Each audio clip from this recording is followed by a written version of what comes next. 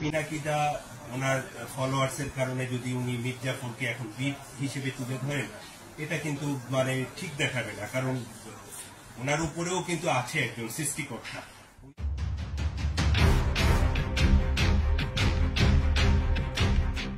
পিনাকি ভট্টাচার্য তিনি একটি ভিডিও তৈরি করেছেন, ইউটিউবে সেটা দিয়েছেন এবং সেখানে বঙ্গবন্ধুকে ছোট করেছেন এবং মীর জাফরকে বীর হিসাবে তিনি উল্লেখ করেছেন এবং তিনি আরো অনেক কিছু বলেছেন।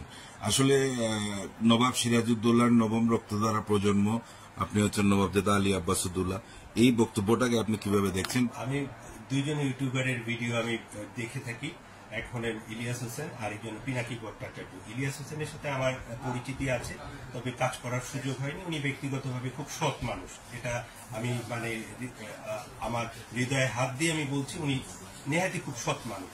তবে উনি বিএনপিকে যেহেতু সমর্থন করছেন, বিএনপি আসলে আমি বলে রাখি এই তারিক জিয়ার সাথে ইলিয়াস ভাই এবং পিনাকির বনিবনা হবে না এবং একটা দ্বন্দ্ব বাঁধবে, অগ্রিম আমি বলে রাখলাম।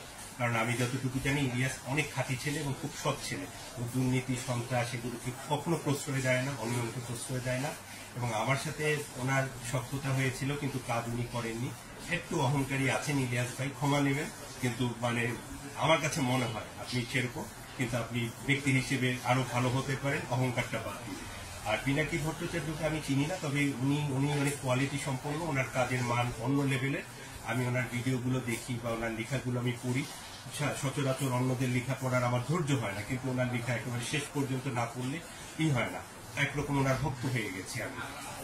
কিন্তু পিনাকিদা ওনার ফলোয়ার্সের কারণে যদি উনি মীর জাফরকে এখন বীর হিসেবে তুলে ধরেন, এটা কিন্তু মানে ঠিক দেখাবে না, কারণ ওনার উপরেও কিন্তু আছে একজন সৃষ্টিকর্তা।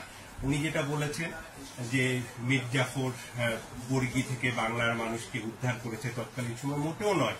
বর্গী অ্যাটাক যখন হয়েছে তখন সিরাজউদ্দৌলা ছোট যখন কিশোর ছিলেন, তরুণ ছিলেন, নবাব আলীবর্দী খানকে হেল্প করেছেন এবং এটা ইতিহাসে বলে, পজিটিভ যে ইতিহাসগুলো। এবং আলীবর্দী খান বর্গী থেকে বাংলার মানুষকে শান্তিতে রেখেছে।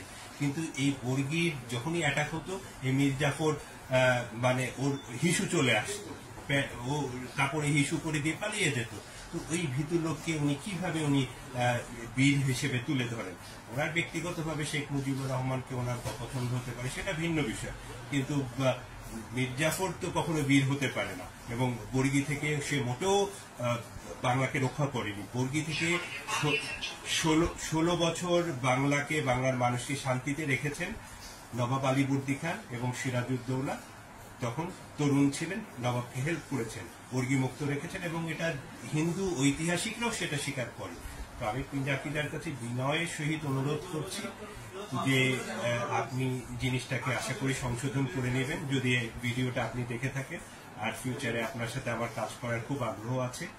আর ডক্টর ইউনূস একজন সম্মানিত মানুষ, ওনাকে নিয়েও কিছু কিছু দেখলাম যে পিনাকিদা একটু বিতর্কিত বললেন যে এইভাবে বলবেন না, এটা করবেন না।